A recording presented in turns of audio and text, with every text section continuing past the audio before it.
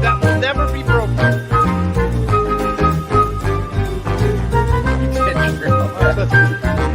They hit great shots.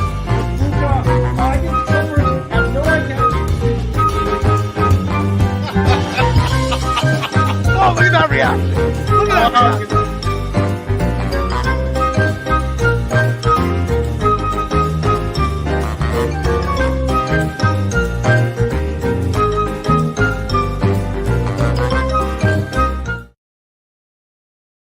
What do you say? What do you know? It's the full Monte Sports Show. It is Sunday, March 6th, 2021. I am your host, Monte Perez, a.k.a. The Sports Whisperer. Fighting a little bit of bronchitis here. Going to try to get through the show without coughing too much. Thank goodness it wasn't COVID. It is just a little touch of bronchitis. But we have a great show. We have the best show guests all across the country. This week is no exception. It's a nuts and bolts sports fiasco. We're going to have Keith Richards come on. We're going to have Greg Rector and Randall Gim going to come on. For the last year, I've been calling him Randall Grimm. My bad. Sorry. What am I doing? Calling him Randall Gim. Come on. You're better than that, Monty. You can follow me on social media on TikTok, Monte Perez 231. On Twitter, Monty JP231. Not much on Instagram, not much on Facebook anymore.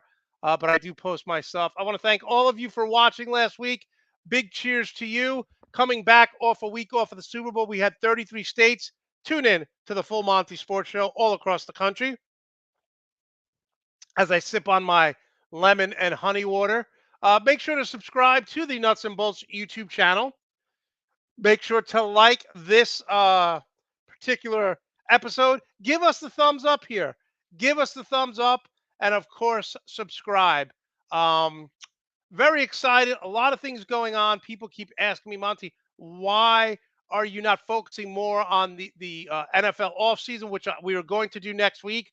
We are going to have Jeff Barnes on. We're going to have Bill Carroll on and a slew of guests talking about the offseason in the NFL. And we're going to break that down today, too, with Greg and our guests because a lot's still going on with the NFL. But we start each show with the good, the bad, and the funny. We start each show with the good, the bad, and the funny. So let me just start by saying this. There's a lot of talk about the MVP. Who should it be? I'm not going to argue if you're going to say it should be Joel Embiid, if it's Jokic. Obviously, I'm partial to this guy. But Trae Young has been absolutely dominant. Absolutely dominant. He's played in 56 games this season. Okay. He's averaging 28 points a game, 9.4 assists, 4 rebounds. He scored 16 points, including 2 monster threes against the Chicago Bulls the other night in their victory. Trae Young is doing this with literally no supporting cast. We're going to talk to Keith about the Denver Nuggets being injured, but the Atlanta Hawks have been injured all year long. And like I said, he's played in 56 games. Now, I don't really like the way this team did their offseason. They needed a post-up player. They didn't get one. Their best post-up player is Danilo Gallinari. I really don't like Nate McMillan. I've seen 2 or 3 close games where he's used Trae Young as a decoy. In the 3 games, 2 of them, they didn't even get a shot off. One of them, it was Bogdanovich, a fadeaway 3 with a 7-footer coming at him. So I'm not really a huge fan of Nate McMillan, their head coach. But I will say this. When we're talking about the MVP, and we're going to get into this, Trae Young has no all-stars on his team. Now, let's look at the NBA over the last couple of years, right? Let's look at the last couple of years. Giannis couldn't win. They had to go out and get some players. They got Grayson Allen now, Drew Holiday. They had PJ Tucker. Okay? So he had to get some players. Jimmy Butler couldn't win with this team. Ben Simmons, Joel Embiid, Tobias Harris. So he had to go to Miami. Look at what the Bulls have done to try to build a super team. So my point is, Trae Young doesn't have an all-star on his team. And he's dominating, dominating. Look what the Nets just got. I mean, come on. They're going to play today at 1 o'clock. Look who the Nets have gotten: Kyrie Irving, Kevin Durant, Drummond, Ben Simmons, Seth Curry. Who does this guy have? And for all you people who said that the new rule changes, I had a friend of mine say that Trae Young won't average 20 points a game. I'm like, do you even watch basketball? He's the only player in the NBA to be in the top 5 in scoring and assists and top 10 in free throw shooting. You foul this guy late in games, and he's automatic. So you can hate Trae Young. You can say, oh, he's whatever. Numbers don't lie. He has no all-star on his team. Didn't have an all-star on his team last year, and they made it to the Eastern Conference Finals. And if he doesn't hurt his ankle, they might have beaten Milwaukee. So for all these teams who try to get super teams, boom, boom, Young has no one. No one. And he's kicking ass. And that's why he's the MVP as far as I'm concerned. He's healthy. They changed the rules so you can't he can't get bailed out for jump shots, and he's still thriving. He's still thriving. No, Greg, it's not a man crush. It's giving props where props are due. It's given he has no all-star on his team, and they're going to make the playoffs, and I wouldn't want to play that team. They live and die by the 3. They didn't do what I wanted them to do in the offseason, and that's go after a Marvin Bagley. That's go after a low post player. They didn't do that. So they're not as good as they were last year. But let's stop the hate on Trae Young. All right. Now let's move to the bad. So I posted a little bit about this on TikTok, and I don't understand what the upside is to having Kyrie Irving anymore. Kyrie Irving played 11 games at Duke, gets drafted by the Cavs, and basically, didn't do anything until LeBron James gets there. Then Kyrie Irving wants out of Cleveland. He doesn't want to play with LeBron anymore. Fine. He goes to Boston. Brad Stevens really is not healthy. He watches the Cleveland Cavaliers beat his team to go to the NBA Finals without him when he went to Boston from the bench. Kyrie Irving had surgery on his right shoulder, and yet he doesn't really believe in doctors. Now, think about this. He didn't go to the bubble because he was afraid of COVID. He didn't go to the bubble because he was afraid of COVID. The bubble was the safest place in the world. Not one NBA player got COVID. Not one referee. Not one announcer. Not one person working in the bubble got sick. So Kyrie Irving was afraid to go to the bubble. He was afraid to go to the bubble because of COVID, yet he doesn't want to get vaccinated. And I don't care if you don't want to get vaccinated, your choice, blah, blah, blah. But if you believe in doctors to operate on you, these same doctors are telling you the vaccine is safe and he doesn't want to get it. So, Kyrie, it's a simple solution, dude. We all have to follow rules. We all have to follow code of conduct. We all have to follow standards. If you don't like it, pull a Stephon Marbury. Go play in China. Go play in China. I look at Kyrie Irving like I look at Aaron Rodgers.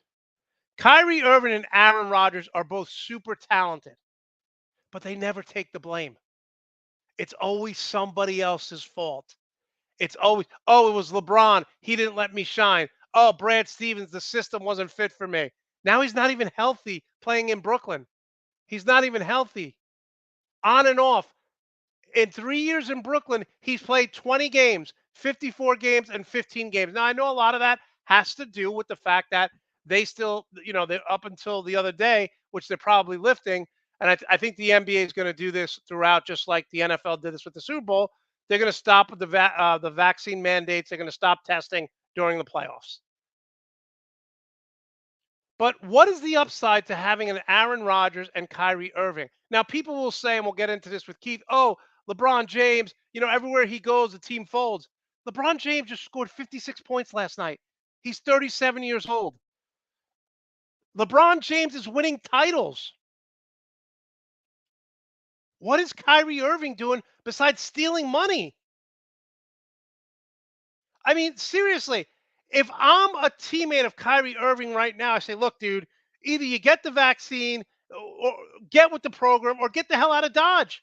We can't rely on you. Again, super talented. I said this on my TikTok video.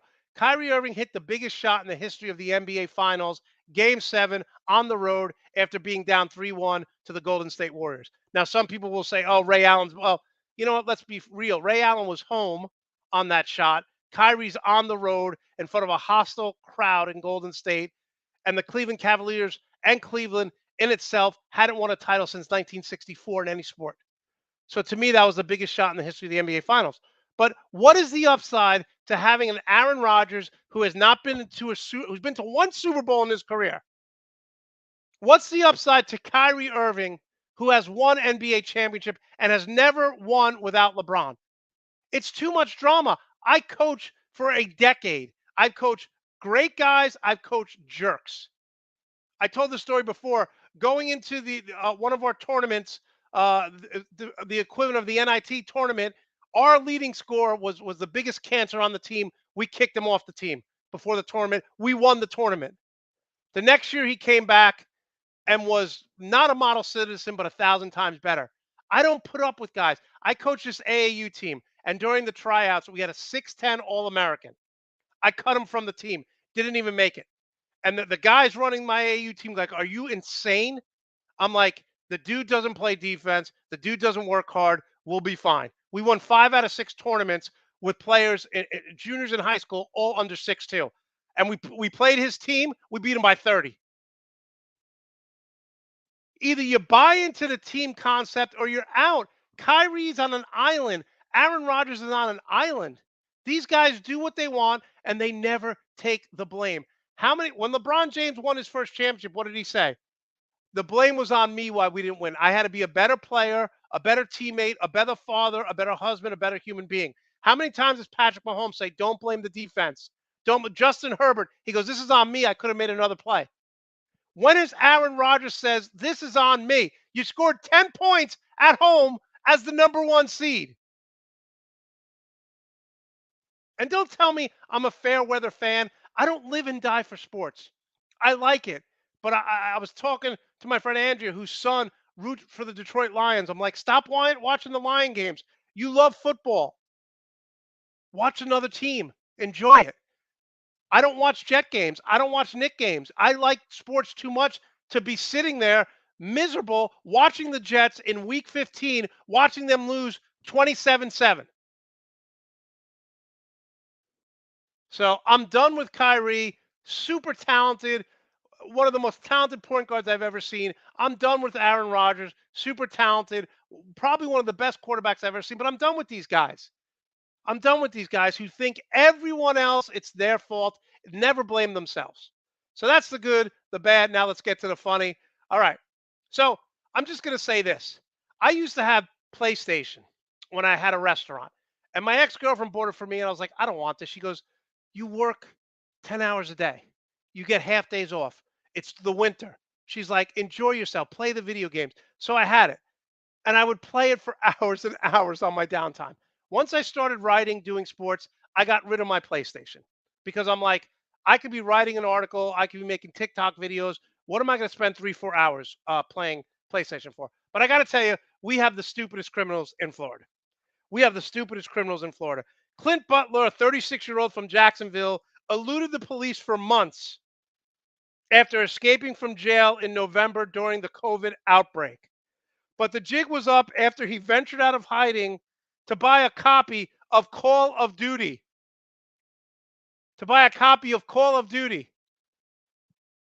He got pulled over, had marijuana on him. And think about this. This guy was in jail serving a 17-year sentence. He was on his 15th year. He was going to get out, they said, in a year. But no, he escaped for months. He's in hiding. and then he has to play Call of Duty. So he gets pulled over for speeding. They find a ton of his name. They find out who he is, and he goes to jail. I mean, who breaks out of jail when you have a year left serving a 15-year sentence on a 16, 17-year sentence? And then he gets arrested for Call of Duty for trying to buy it. And when they asked him why he, did this, he said, I was just tired of sitting at home, on lockdown. Dude, you were in prison for 15 years. At least you could come and go in your home. No one's watching you. No one's stalking you in the shower. What are you doing? You couldn't stick it out for another month, 2 months? He had to play Call of Duty. He had to play Call of Duty. Okay, that's the good, the bad, and the funny. So it's going to be a nuts and bolts sports show today. Yeah, I understand the frustration with the Kyrie. Yes, the rules make no sense because in certain cities you can play without it. He can only play on the road. But the bottom line is this guy believes the world is flat. Let's stop defending Kyrie Irving. He's traveled all over the world to play basketball, and he believes that the world is flat. All right. It is a nuts and bolts sports show. Keith Richards back after 2 weeks in a row. He's back after last week. Hold on. We just lost him. There he is. Randall Gim. Been calling him Randall Grimm for the last and, of course, Greg Rector. How are you guys doing this morning? Fantastic. Thanks for having us on, Monte. We're excited to be here. All right. Are you doing well? Just ready to prove you wrong about BP. Ready to go. No, we'll get to that. We'll get to that. All right, Randall, let's start with you. You've been talking about your Minnesota Timberwolves since last year. I love this team. They're exciting to watch. Are they just basically a big 3 and 4, or does this team have bench players and role players? We know Patrick Beverley's the ultimate agitator. Is this team better than we expected? Are they overachieving, or are they right where you thought? They're right where I thought they would be, Monte. Last time I was on your show, I'm pretty sure, I predicted that they would be in the 6th seed. And you were looking at me like I was crazy after you were grilling me about the Timberwolves and what they have going into this season. But, man, they're deeper than a lot of people realize, or they're just not watching, because Malik Beasley just set the franchise record for three-pointers made in the season, the 191. Jordan McLaughlin has an assist-to-turnover ratio comparable to Chris Paul. Like, he's giving out 6 by the way, assists that to me is huge. That to me is huge. That is unbelievable. Right. And then you got players like Jaden McDaniels who are proving to be stolen draft picks. Like, he was 14 first round overall, and he's been defending the best player on the other team and scoring like he's an emerging star. He's scoring very creatively and very efficiently and being able to knock down the open three. Like, he's just been looking fantastic. And then when you combine that with the leadership from Patrick Beverley, like, we signed him on to another year for a reason, because his mentality and his ferociousness and his ability to lead by example is contagious. And it's been proven by the emergence of D'Angelo Russell on defense, the emergence of Cat on offense, being willing to go against anybody. And then lastly, we got a player like Jalen Noel who can go get us a bucket and could be an emerging 6th man of the year. Not this year, of course, but in the future, I feel like that guy can get us a bucket at any time and come off the bench and be that microwave guy for us. Now, you're 100% right. When you had them at the 5 or 6 seed, I was like maybe 7, 8 on the outside looking in. What are your concerns with this team? And then we'll get to Greg and Keith on other NBA topics. But real quick, what are they lacking that most people who don't follow this team would say, okay, they're good here, but they're really lacking on this aspect? So you have to have everybody show up in order for things to go well, and sometimes that doesn't happen. Like Malik Beasley, he's been really streaky of a shooter, and he's been chucking a lot of them. I think he has over 3-point attempts per game. But there's been streaks where people are questioning whether we should trade him or not, but then all of a sudden he breaks the franchise record for 3 points made. Like, you don't know when this team is going to surge, and you don't know when they're going to dip. So maintaining that level of consistency is important, but our ability to game plan for people has been really good, and our ability to scramble on defense was on display when we played the Warriors the other night, beating them by 20, regardless of them not having Draymond Green or Klay Thompson. we were able to neutralize Steph, even though he had 34. But let's be honest, that we'll take that as opposed to a 45-point night from Steph. And our ability to just work together as a team and be cohesive and hold each other accountable has been phenomenal. Yeah, they're playing. They like each other too, which I know Big Cat and Russell were good friends for a long time, but there's a lot of chemistry. And Greg, let's move to you and your chemistry. I think the Toronto Raptors are overachieving. They've been inconsistent. What I don't like sometimes is they look like world beaters, and then they'll give up 72 points and a half. What has gone wrong when they've looked bad, Greg? They've never been healthy all year. They've played 16 games as a whole team, yet there are this many games over 500 right now. So the effort's there. Right now it's OG and Freddie who aren't playing.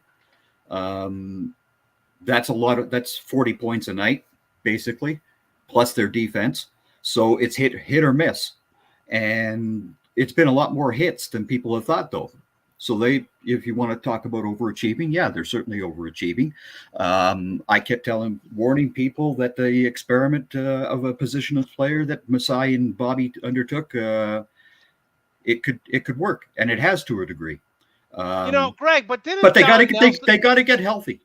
Didn't Don Nelson try to do this when he was with the Knicks and put Anthony Mason at the 5, and then in Golden State? This positionless team was really, I guess, Don Nelson created that, right?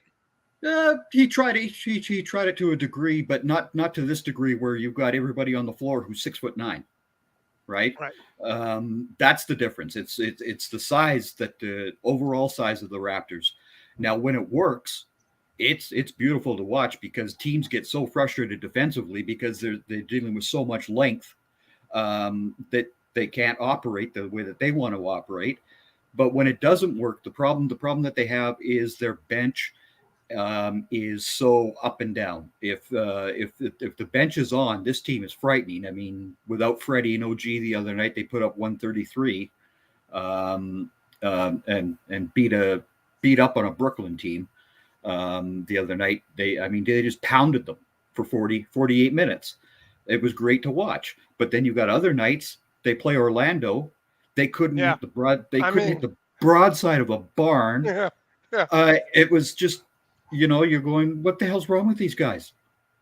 I've been saying this for years, and the NBA will never do it because they want scoring, they want the players. But just imagine if the Toronto Raptors, with their length, or the Lakers when they won in the bubble, could play a 2-3 zone or a 1-3-1 zone. I mean, the wingspan alone between these players would cover sideline to sideline. I'd love to see the NBA implement college rules and let them play zone. Maybe not all game, but maybe for one quarter of a game.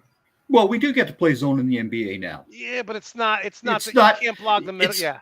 The NBA teams don't operate the zone the same way that a college team does. That's the difference. I mean, they make it's a matchup type zone instead of a Syracuse 2-3 or what have you, right? So, and that's the other thing. When Nick Nurse comes at you, and he doesn't care who you are. The players on the Raptors don't care who you are either. When they come at you with their different schemes, teams get confused and they're going, "What are we trying to do here? We don't know how to penetrate this, right?" And you see frustration in teams. Giannis, they swept the Bucks this year, and they totally frustrated Giannis every time they played him. Yeah. No, listen, I watched part of the game last night in Miami. And every time Embiid get the ball, they were double and triple teaming him. Without Harden, they were just, when you can frustrate a star player, it's always a good thing. All right, Keith. Now, I watched the Laker game last night, and I got to be honest with you.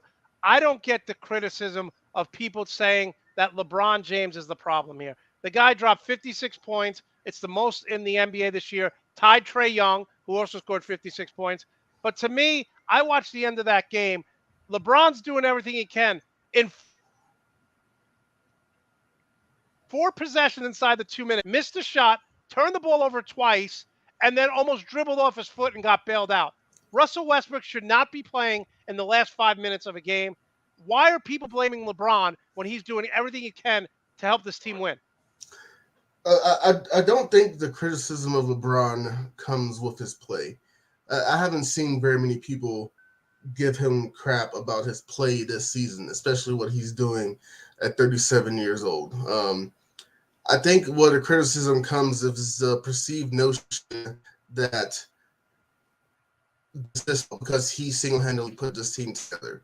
And to a degree, I know LeBron has influence with every team that he's been on, including the Miami Heat and Pat Riley. LeBron played a big part in those teams. He played a big part in the team in Cleveland that won a championship. He played a big part in the team here in LA that won a championship. But when you look at this season, that's where I question how much LeBron's influence is the problem, really. Because I guarantee you, if LeBron is really pulling the strings, he's not making a deal at the trade deadline to bring more people in. I'm sure he did have influence of getting Russell Westbrook there, but if he's pulling the strings, Russell Westbrook is not starting anymore. He might not even be on the team anymore. I think a lot of people want to say the Lakers are bad this team because of quote unquote the GM, but how much really is that his fault? Because it doesn't seem like the front office is doing a lot to really help the team. I mean, even if it was his idea to bring this team together, the buck stops with them, and they have the power to sign or waive or cut whoever they want. And it's a mess in LA right now. You bring up a great point. Like I'm a boss of a company, and my employees come to me and they give me suggestions, and I take them. But ultimately, it's up to me. So if LeBron says, "Hey, we want to get Westbrook, we want to get Dwight Howard back," and they do it, it's not LeBron's fault. It's the owner's, the GM's fault. There was rumors that Jeannie Buss wanted to trade LeBron at the deadline. This isn't, an aging player like a Dwayne Wade or Scottie Pippen or Charles Barkley. He may lead the league in scoring. He scored 56 points last night. Yeah. 56 at 37 years old. I mean, look at the stat. It's not even close what people are doing in their last year. He's averaging 29, 7, and 7. So, Greg, what do you do if you're the Lakers? I mean, does LeBron leave? Does he demand them? Yeah. Everyone saw this Russell Westbrook trade, and they were all like, what a huge mistake. What do you do if you're the Lakers now? Yeah.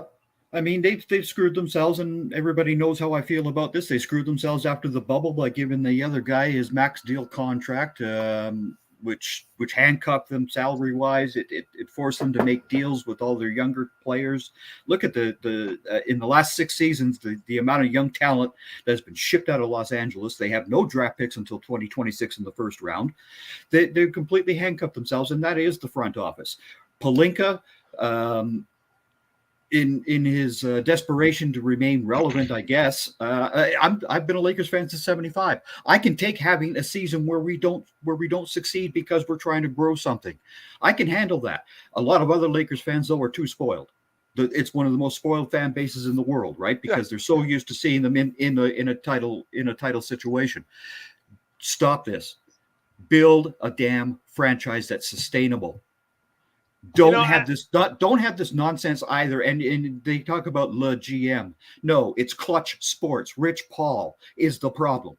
The agent and his demands for LeBron to remain happy as a Laker, etc. That's where the problem lies. You tell Rich Paul to shut the hell up. Represent your damn player. You're not going to interfere on what we take as personnel decisions, though. You have no say in our personnel. But nobody in the Lakers has had the balls to do that. That's the problem. Well, but you do see this in other sports. That there are baseball agents who want their players to play with one another. You see this in the NFL. I will say this.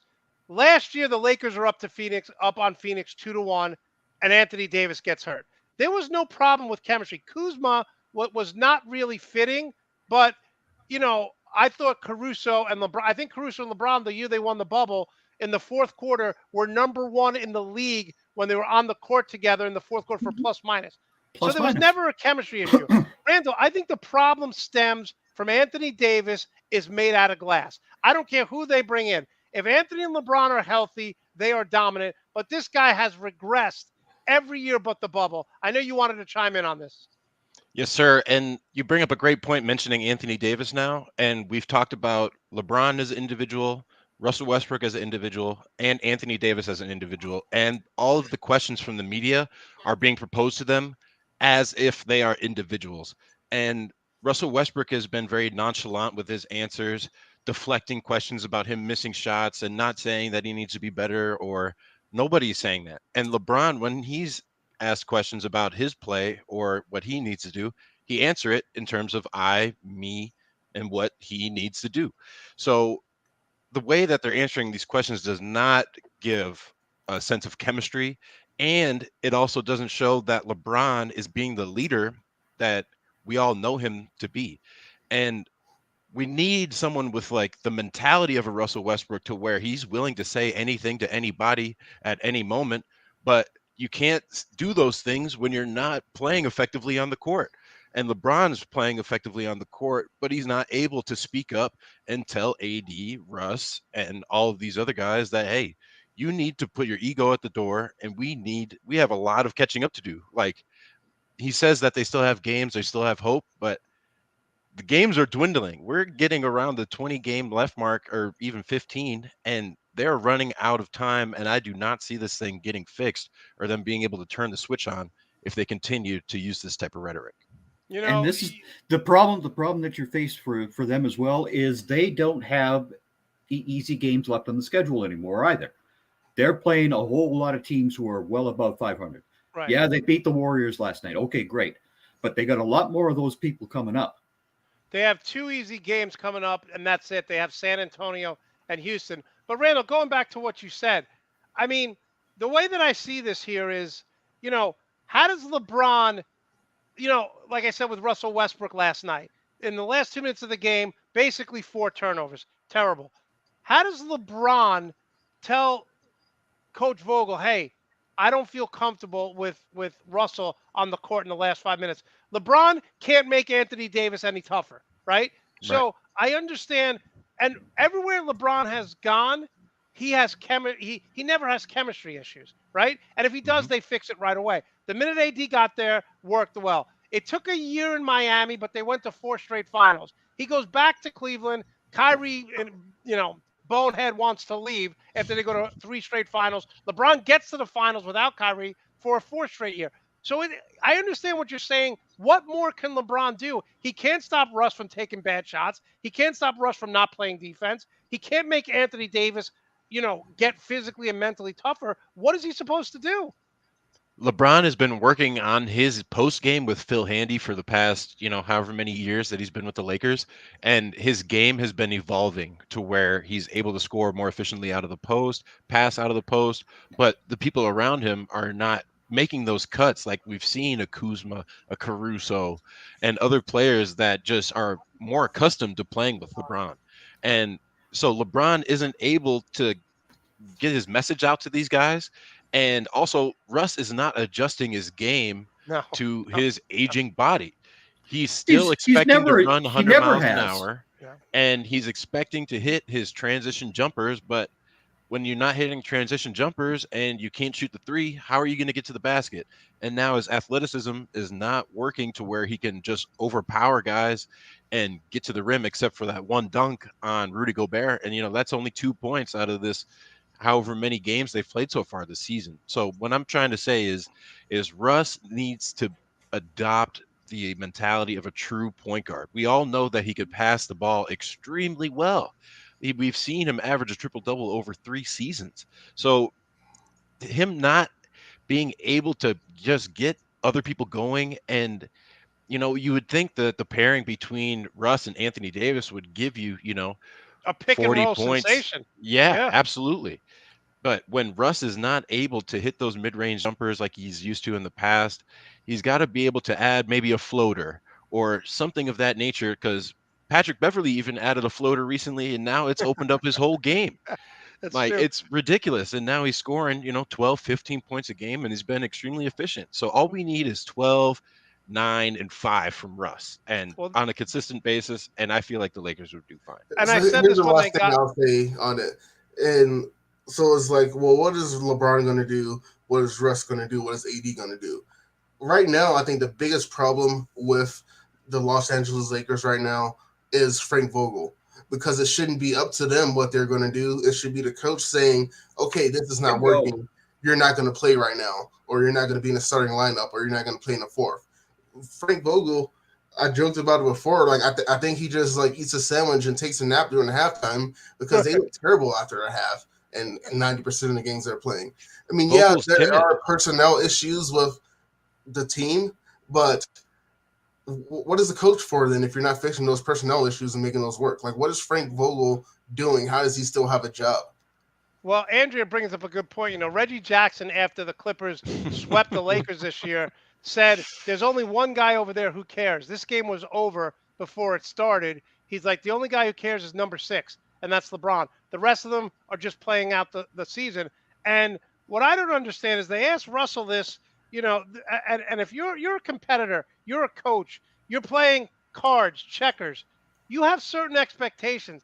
They said to Russell Westbrook, a reporter said, you know, is this meeting your expectation? And Russ goes, I have no expectations. I said, well, what are you talking about? He goes, I have no expectations. They said, you didn't have expectations of competing for a championship?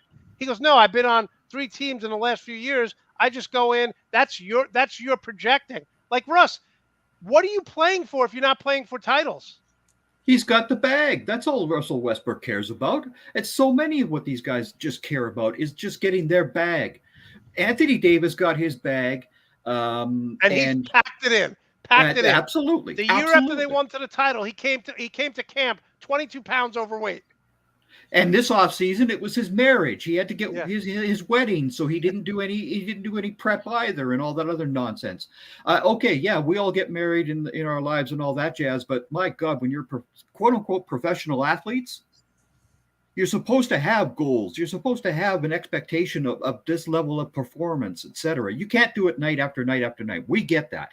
But it's so inconsistent with this Lakers team, and that goes right to Vogel and his staff. I don't care who Phil Handy is or any of these other guys that are on that staff. They should all be fired. Every last one of them on that bench should be long gone. Greg, where do you find better coaching staff though? You have Fizdale, you have Phil Handy. Those guys are fantastic. I believe it or not, they were an elite defensive team when Jason Kidd was on that staff, and the Dallas Mavericks are now top 5, a team that has not bought into defense in years. So I think losing Jason Kidd has a lot to do with that. All right, you can find coaches. There's a lot of coaches out there, Randall. And look at your Minnesota Timberwolves. Where did you get your head coach from? The Toronto Raptors. There are really good staffs out there. Yeah, Randall, look, let's talk about Chris Finch. He looks like some sort of British sitcom star, but he's a legitimate coach. What do you like about him? What don't you like? Because I got to be honest, like I said earlier on in the show, it looks like this team, a lot like the Toronto Raptors, no matter they win by 20, they lose by 20, they all like each other. And that's hard to do with Patrick Beverley because I saw a clip the other day. He almost started a fight before the tip-off. Yeah.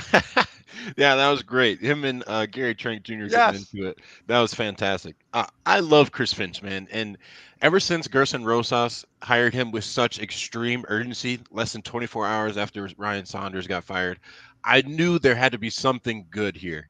And going into his history, just like Greg mentioned, he was working with Nick Nurse. They were scouts together overseas, and they've really worked their way up the ladder in the most natural and most improving way possible to where they got better and showed that they are rightful of their earned positions at each step. And not only that, is he's a even keeled leader to where, you know, he's not too high, he's not too low, but he's not afraid to bark at people either. You know, when he's talking to the press, he has a very nonchalant body language, but his answers are full and respectful and very genuine to where he's calling out the team saying, oh, they didn't show up tonight. They thought it was going to be an easy night. We are like 1-14 on the second day of back-to-backs, and he made sure to let our team know that. And his game planning, like I mentioned earlier, has been fantastic. He's always prepared before every game, and the only time he probably wasn't prepared was when the day before we played the Kings, the Sacramento Kings, and they traded away Tyrese Halliburton and Buddy Hield, and so he threw away that game plan. But he also improved the defense right away. As soon as he got to the Timberwolves, he worked on defense in training camp throughout the whole training camp, and that has proven to be beneficial and has gotten us in transition to find our guys that are all young and willing to run, and Cat that can run the floor. And now we have 3-point shooters that we are not used to having. So things have been looking really good, and I couldn't be more happy with what Chris Finch is doing. He's definitely top 5 for Coach of the Year.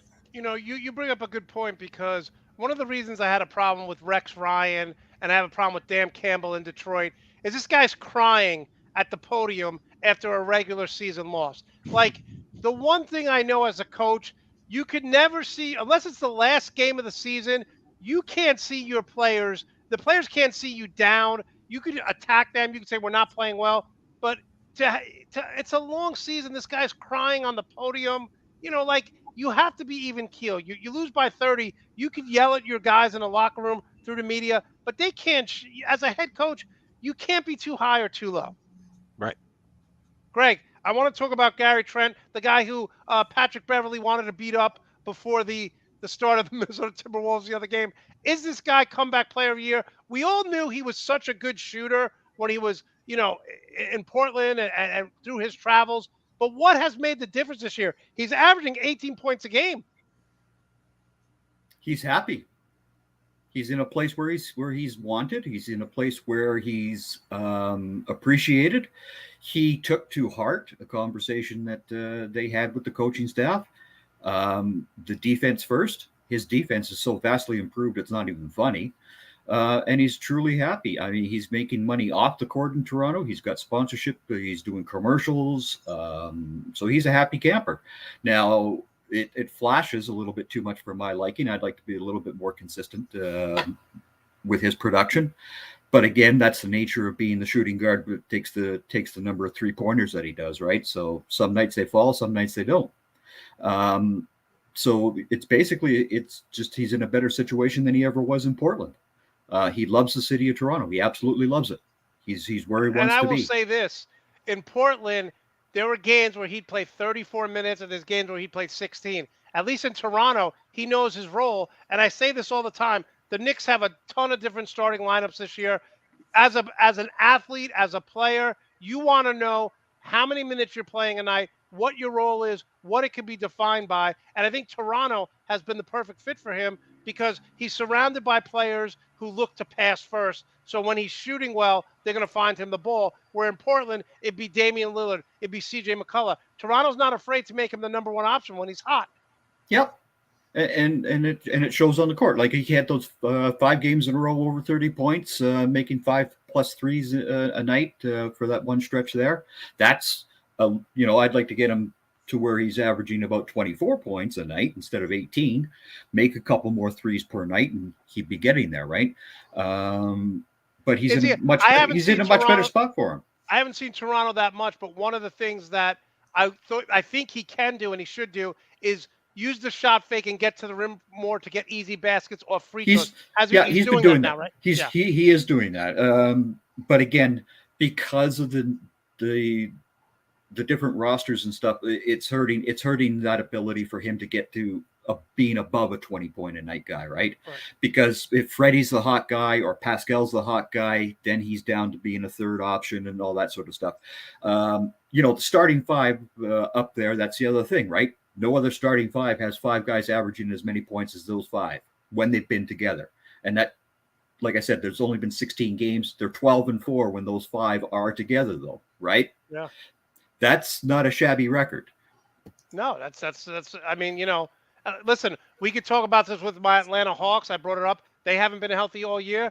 Keith, you know this. Your team is the walking wounded. It's amazing to me that they're still in the 5 and 6 seed hunt out west with the injuries that they've had.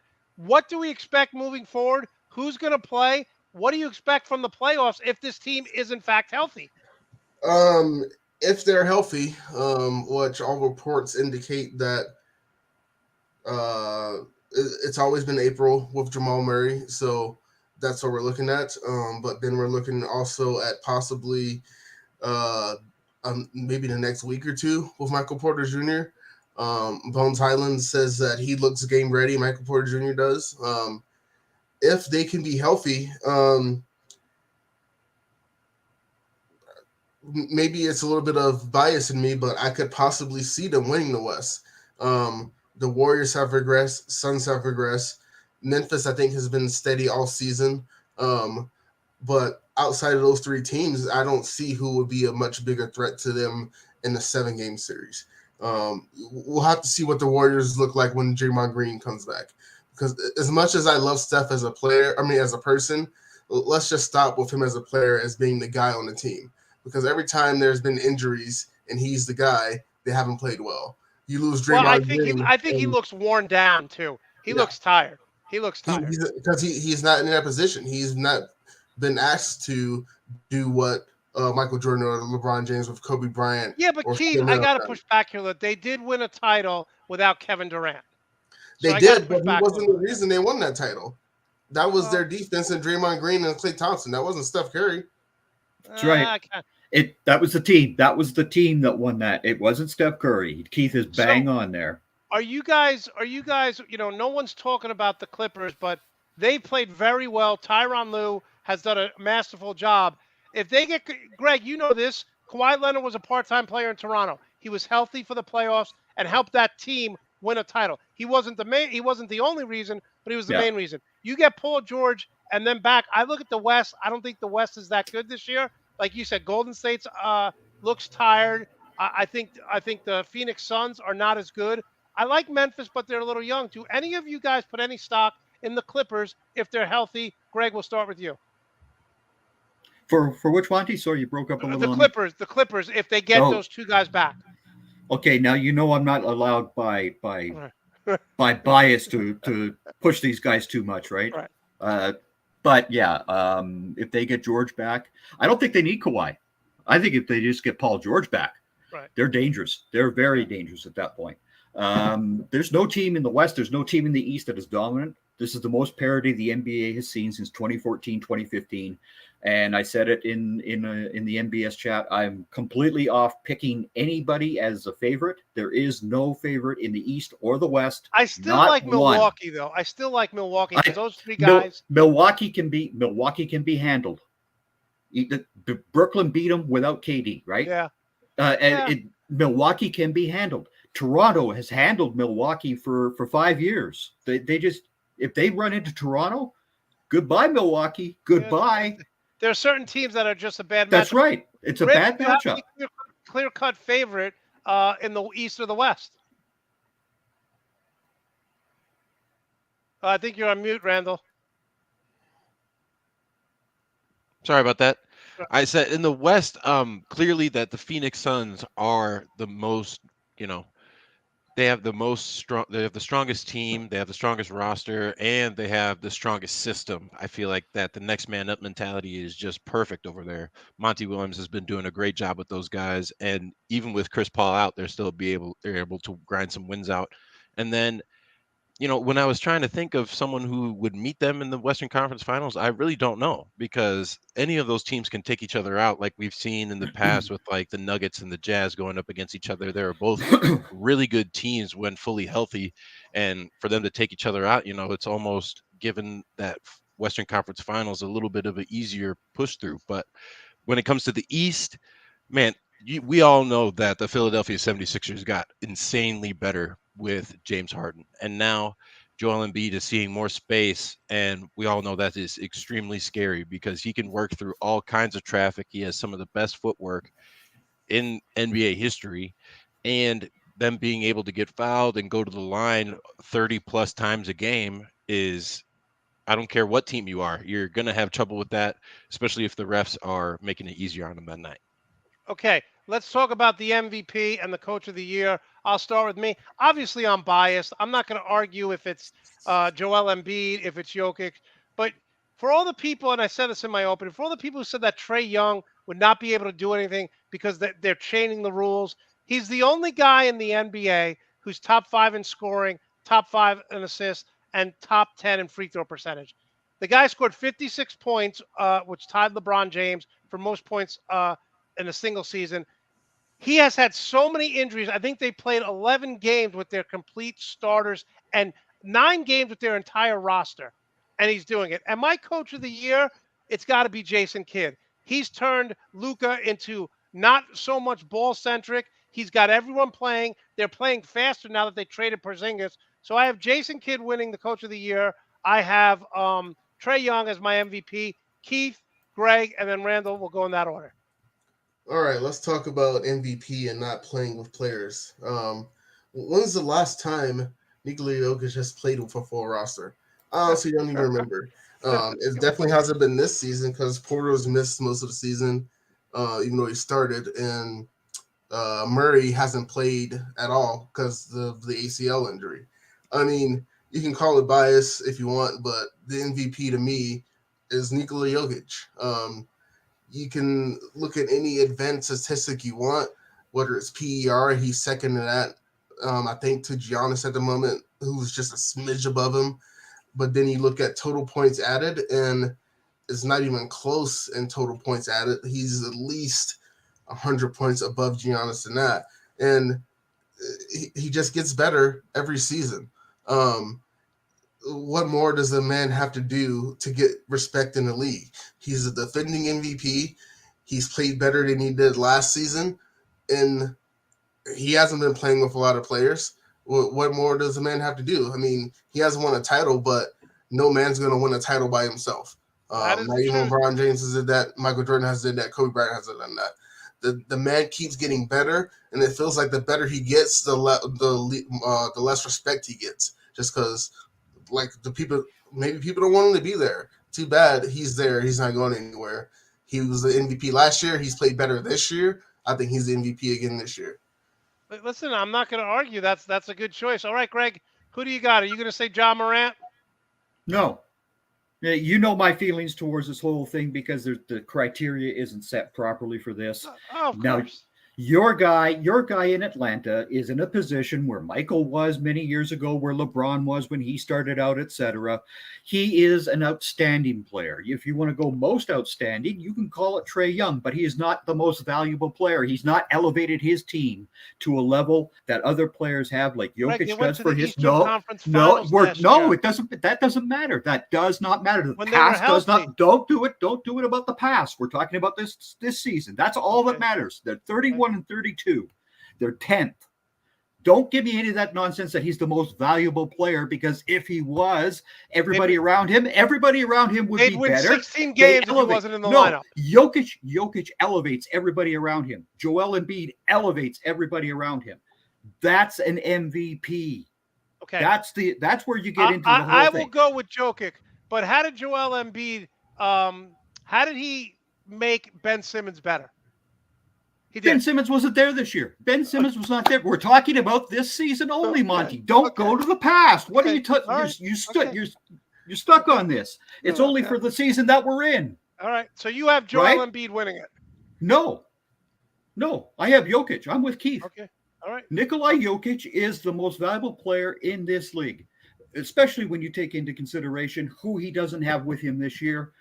The guys that he has on that Nuggets roster is the bench. He's got bench players out there with him instead of Murray and Porter Jr. Right? Okay. And you look at what they do night after night after night. Those are great points. But we talked about how weak the West is. Let's look at what the East has and what Trae Young is going up against, right? Forget about Jimmy Butler here in this picture. You have Tobias Harris now. You have Joel Embiid. You have James Harden. Look at what these guys have done. Okay, Cleveland's a lot better. The West is not that good. You take the top 4 teams in the East, they're probably better than everyone but Phoenix. So I get what you're saying. I'm not going to argue against Jokic, but I think you're minimizing what Trae Young has done. Randall? No, we're not. We're not minimizing. We're not minimizing Trae Young. I told you he's the most outstanding player. He's not the most valuable. Okay. You can't give a guy with a team that's not even a 500 team at this point the MVP award. It just is never going to happen. Against that. I cannot. Right? You're 100% right. You're 100% so yes. Right. So whenever you do your TikTok on Trae, Monty's most outstanding or whatever you want to label it as, but don't call him an MVP. They would win 10 games without him. Let me just tell you that right now. Well, okay, Randall, who's your MVP? So I'm going to go against the grain here because I feel like the MVP conversation is a week by week thing, and the Nuggets have been trending downwards over the last week. Jokic hasn't been able to make a 3-pointer in the past 3 outings. He's still making double doubles like it's nothing, but I feel like that it's becoming just so common that it's getting swept under the rug. And with his, obviously he hasn't been playing with his full roster, like Keith mentioned, but just this past week has been looking a little deflated, and I've seen the emergence of Joel Embiid looking way better with the presence of Harden. And like I mentioned before, it's just already scary. When I was so excited for them to come into Minneapolis and for us to give them a run for their money, but they routed us and they shot 10 free throws in the first 5 minutes.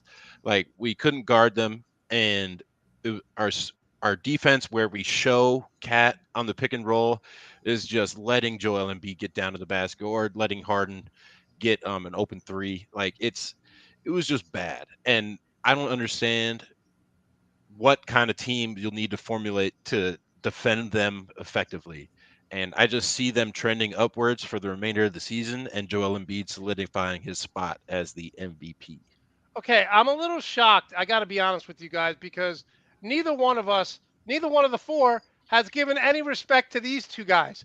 I mean, Giannis and Luca. I mean, look at Giannis, what he does, man. Like he gets better every year. Luca under Jason Kidd is kind of what we thought.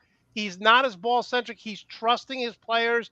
I think getting rid of Porzingis was great, but none of you guys are giving these two guys any MVP votes. Because Giannis Giannis is looking tough. Sorry, Greg. Yeah. Giannis No, is go looking ahead. amazing, and he's been getting a lot better. If you watch his games, you see his handle developing. Now he's able to hit a double behind the back into a mid-range turnaround jump shot, and it's He's nothing pulling but up net. off the dribble now too and shooting jumpers. It's disgusting, Yeah. and it's Yeah. also very terrifying. But it's just the record isn't there. Like they're gonna climb back up through the standings, but it's I feel like he hasn't improved everybody on his team. He's just been improving himself. And so to go back to Greg's point, you got to make the rest of your team better. And I which feel like don't which Embiid has been think Luca doing a better with which job of that. which Luca Doncic does do for Dallas, right? Yeah. He elevates everybody on that Mavs roster. Again, and Embiid has, because of his leadership now that he has taken on with the Sixers, it's his team and everybody knows it, etc. That raises him in the race and all that jazz as well, right? But to me, Luca is. I would go right now. I would go Jokic, Embiid, Luka Doncic, then Giannis. Those Yeah. would be the four guys. The Those would issue be I the have four. with Giannis is that it's not really a record thing. Like he definitely looks really good as an individual, but the team, when Chris Middleton was out, when Drew Holiday was missing time, Brook Lopez is missing a lot of time, they weren't really that much better. I mean, they're not going to be, of course, the best team in the league. They're missing that many players. But what was Giannis doing to pull that team forward? Because they weren't really coming forward when all those players was out. They were just even kill. Like you got to be able to drag a team in those rough times to be a better team than what you have on the court. And he really hasn't done that. I'll tell you what, there's going to be a game in the playoffs this year, and no one's going to want to hear this, where Grayson Allen drops 25. I'm telling you right now. That guy is a fourth option, can get to the rim, can shoot the three. No one wants to hear it, but if you're praising Patrick Beverly, you got to praise a more skilled Grayson Allen. That's all I'm saying. Okay, let's move to the coach of the year. We have about 1 minute left on this topic. I had Jason Kidd. Randall, are you taking your boy in Minnesota or someone else for coach of the year? I really like Monty Williams. He was a candidate for it last year, and his team has been just proven to be solid from top to bottom. And I really love what he's doing. But there's so many picks. You got Nick Nurse, you got Chris Finch, even Ime Udoka. They went 18-19 into December, and then they've only lost 7 games in 2022, and leading all defensive categories by large margins. So there's so many picks, but I like Monty Williams right now. Okay, Greg, who do you got? I'm going to go to Memphis. Taylor Jenkins. That's a good pick. That's a Good very pick. good pick, Greg. Yeah. I think Jenkins gets my number one candidate as far as coach of the year goes. I like what Finch has done. The other guy that should get a lot of credit for putting a system together based upon the talent that he had, Billy Donovan. Yeah.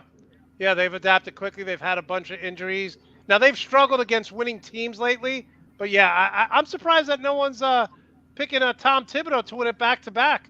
Remember when I told right. everyone he was a No one-hit way. wonder? All right, Keith, who do you got? I know you're going to disagree, but I'm going for Eric Spoelstra. Oh, in can we Miami. stop with the Eric Spoelstra love? The Ah. Coach of the Year is a regular season award. And the regular season, he has taken this Miami team to where no one thought they would be the number one team in the East this late in the season. The man's doing great work with the roster that he has. Yep. Okay. You got to give him his kudos. And I'm tired of people who do dump on this guy. It is ridiculous. And Randall, Edwin, other people, Monte, they watched those two games in 72 hours between Nick Nurse and Eric Spoelstra, and everybody was saying the same thing. We just watched two coaching clinics between those two teams. It was clinical. The masterful coaching job that both of them were doing up against one another was beautiful to watch. And you should appreciate that, having coached the game. I appreciate Nurse. I just, again. Not Nurse, Spoelstra. I'm talking Spoelstra. You want to attack this guy. Up until the What bubble, is wrong with you? What is wrong bubble, with you? The guy's been so successful. He's never gotten past the second round other than it's the a bubble. regular season award. Whatever. I'm not big on Greg. I'm not big on him. I'm not big on him. That's just it. All right, let's move to the NFL. If you think Greg was fired up before, he's going to get fired up now. Greg, I don't understand this. I don't want you look around the league, okay? And I know you're going to say it's a team sport. It is. But let's be honest. What wins in the NFL now? Elite quarterbacks, elite wide receivers. Joe Burrow took a team that had no offensive line to the Super Bowl. Okay, Odell Beckham Jr. joining. He's going to re-sign with the Rams. So they're going to have Cooks, Cooper Kupp, OBJ, Jefferson. You look at the Kansas City Chiefs, a plethora of wide receivers, the Chargers. You cannot let Amari Cooper go when stat-wise, it's not even close how much more effective Dak Prescott is with his number one wide receiver. If I'm going to let someone go, I'm going to go to Pollard and not Ezekiel Elliott. I am not getting rid of Amari Cooper. Why not? Because wide receivers are a commodity in the NFL. You know how many wide receivers are in this draft alone, let alone free agency. The talent level, if you watch the Shrine Bowl, the HBCUs and all that other bowl games, the Senior Bowl, etc. You watch the Combine, you watch college football this year. There's wide receivers that are going to step in who are going to get picked in the 3rd, 4th, and 5th rounds who are going to contribute to a team. You don't need the superstar names. This is the Dallas problem. 2 problems. They always have the superstar mentality for the big names, and they have such media coverage that Steven and Jerry love to run to the cameras and the microphones. Are you kidding me, you idiots? We already knew during the season that you were mad at Amari over the vaccine and all that other stuff. Yeah. And by the way, can I just say all these right-wing owners who support, and again, it's not political, it's fact, they support the Fox News, the Donald Trumps. Mm-hmm. Oh, this is it's a free country. They are miserable if the players that they pay don't get the vaccine. So stop with the hypocrisy and the BS. Oh, yeah. They are absolutely super. And the Indianapolis Colts are mad at Carson Wentz for the same reason. Exactly, right? But the whole problem is that as a football organization, you shut your damn mouth. You don't talk about this stuff. You don't go to a microphone talking about this stuff. You go into the front office, you get into that room, and you say, this is our situation, because we know the Cowboys are not going to play the cap game that everybody else does. Steven is petrified of it. So we know we're not going to sign big name free agents and all that other stuff. Now, we're mad at Amari Cooper for whatever reasons. His salary cap is also going to hurt us as an organization. So what do we have to do? We have to trade Amari Cooper right now. You don't talk about it. You just go down and execute it. Yeah, the more they talk, the less value you're going to get back. He has no value now because I'm just going to wait until you have to release him because of your salary cap situation. Why are you talking about all this stuff that it needs to be accepted by some sort of media-driven litmus test for everything in Dallas when it comes to players? He ends up losing every damn negotiation this way. Yeah. They got killed by on the Ezekiel Elliott thing through the media. They lost on Dak through the media. Shut the hell up. The Joneses just don't know how to shut the damn mouths. No, you bring up a great point because the Mets and the Knicks always leak a trade before it happens. They always leak that stuff. And just listen, trade Amari, get it over with. The more you talk, the less value you have. All right. So, and I will say this about the Joneses over the last 5 years, they've been lights out with drafts. So I understand you don't want to, you're saying, okay, we could get another wide receiver. So they've been very good. Now, if they get rid of Amari and they don't draft a wide receiver, that's a big, big problem. Oh, no, there's so many wide receivers, Monte. They're drafting a wide receiver. Okay. There's like, trust me, if you have been on, I've been watching every Saturday. I watch college football. I know you get someone from a small Division I school like a Boise State or North Dakota State or an Akron who's going to be in the 5th, 6th round and he's going to start for a team. Like, you don't need the superstars. This is, again, one of my big beefs in the world of sports, right? Don't get attached to the names on the backs of the jerseys. They will always change, especially now that we're in this era of free agency. The turnover ratio is going to be even higher because of the cap and free agency. Stop getting addicted to a guy's name on the back of your team's jersey. Get addicted to your damn team's jersey. Do what's best for the football team as a whole. This is where the Joneses fail all the time. They always have. And that's why I get so irate when it comes to Jerry and Stephen. I don't blame you. It's sheer idiocy. Okay. Keith, listen, I watch him maybe once a week, Colin Coward. He always says outlandish stuff, blah, blah, blah. But he made a good point. He said, the Denver Broncos are a lot like the Tampa Bay Bucks when they had Jameis Winston. They were a super talented team on both sides of the ball, but they just didn't have a quarterback. So do you agree that this team, if they get a QB, can be in a 10-11 win team in a division that's going to be brutal? I think they can. That I think is the biggest worry for me as a Broncos fan is getting someone or convincing an Aaron Rodgers or Russell Wilson to come play in the AFC West, knowing that you have to play Pat Mahomes, Derek Carr, Justin Herbert 6 times a year. That, if you're going to ask me, that doesn't sound very fun to me. But, you look at the talent they have on both sides of the ball, particularly on offense. You have Cortland Sutton, Jerry Jeudy, KJ Hamler, if he comes back healthy, Tim Patrick, Javonte Williams. I think Melvin Gordon's gone, but if he comes back, he can add him to that. Noah Fant. There's just so much on the offensive side of the ball to work with. And then you have a defense who has been a top 10 defense the past 2-3 seasons, even if you consider all the injuries that they've had coming in with that as well. And an offense that several times would go 3 and out. So that defense got tired. Would you say their priority, other than a quarterback, is get 2 or 3 new offensive linemen? Or do you think this unit could come together, or you got to replace them? I think the offensive line, for as much as I've been hard on them the past 5 seasons, I think they proved last season that with a good quarterback, they can be good enough. So you get maybe someone you can in the draft, maybe work free agency, but they are what they are. I don't think they're going to get much worse. They could be better, yes, but you really have to look at the defensive side of the ball, particularly inside linebacker, because that is where they were getting gashed the most last season when teams were running all over them and not being able to give the offense to give a chance to get anything done because they can't stop the run. So their focus has to be stopping the run, inside linebacker, and if anything, maybe just get depth on the offensive line.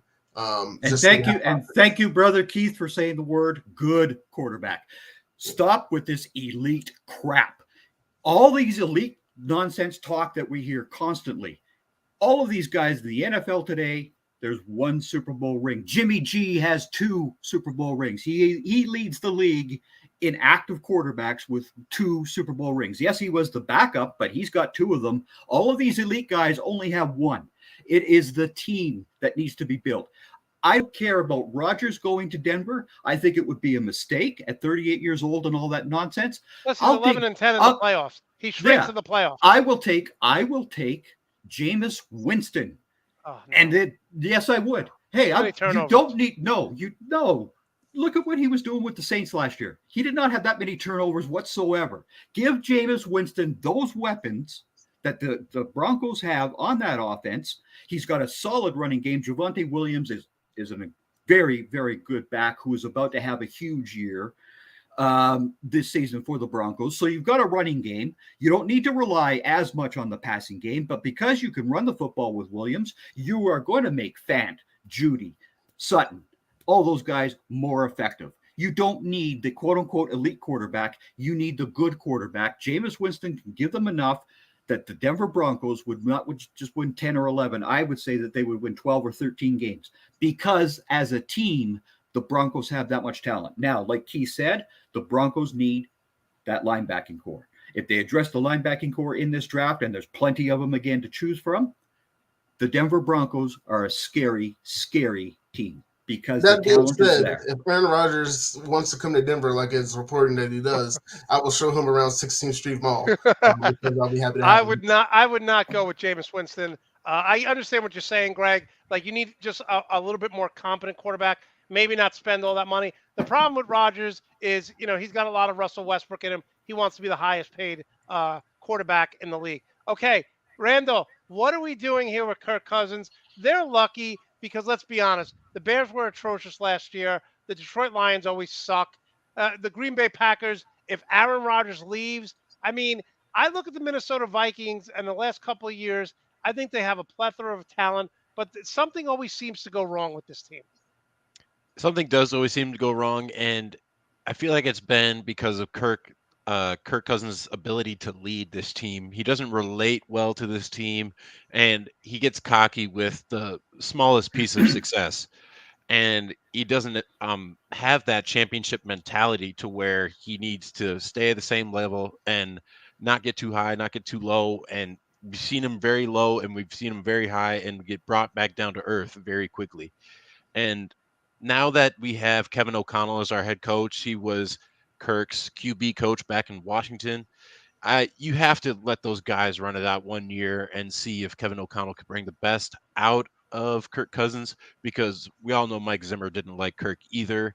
And just some reports came out recently that Mike Zimmer was very vocal about Kirk in team meetings and was probably negligent to develop that relationship with him until his time, or he realized that there wasn't much time left on the clock for him to be the head coach of the Minnesota Vikings. So I believe Kirk, he might need a reality check from Kevin O'Connell, a guy that he grew up in the league with, and hopefully that their chemistry will be able to translate to the rest of the team.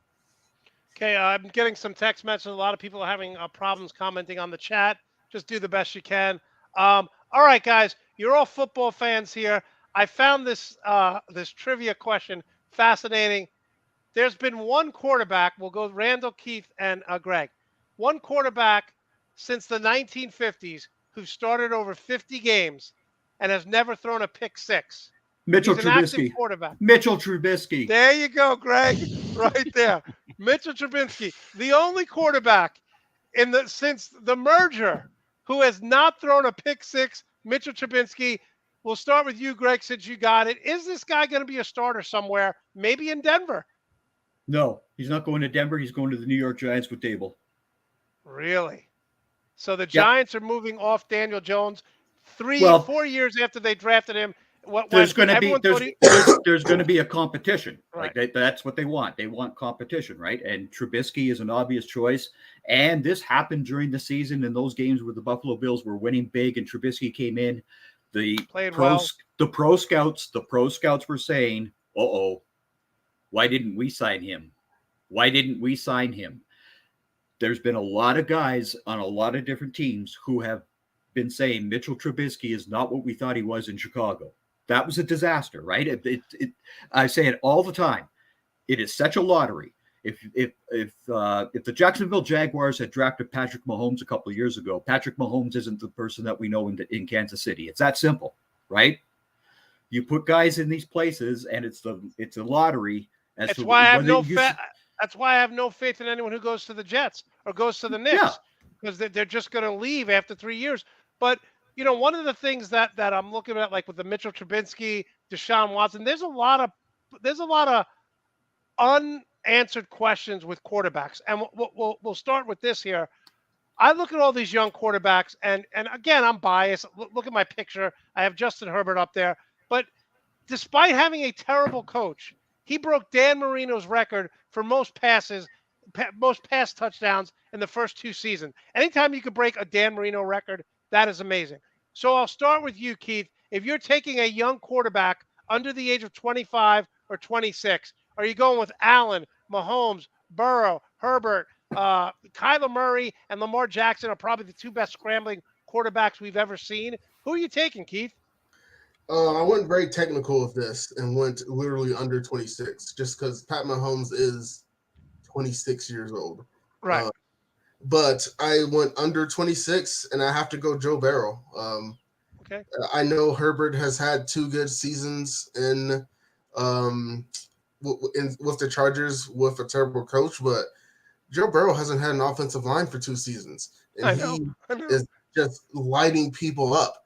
I mean, the crazy thing is he's still getting sacked 50 plus times a season, but he's not fumbling the ball, which is what you would expect for someone getting sacked that much.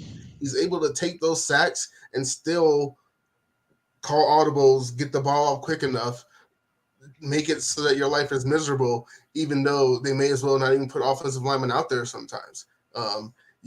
Once you get him an offensive line, once they continue to build that offensive up, I would not want to play them on a weekly basis. By the way, Urban Meyer told Joe Burrow, you should probably transfer to a Division II school. You'll get more playing time. This is what Urban Meyer said at Ohio State. Good job, Urban Meyer. All right, who you taking, Keith? Under 26 quarterback.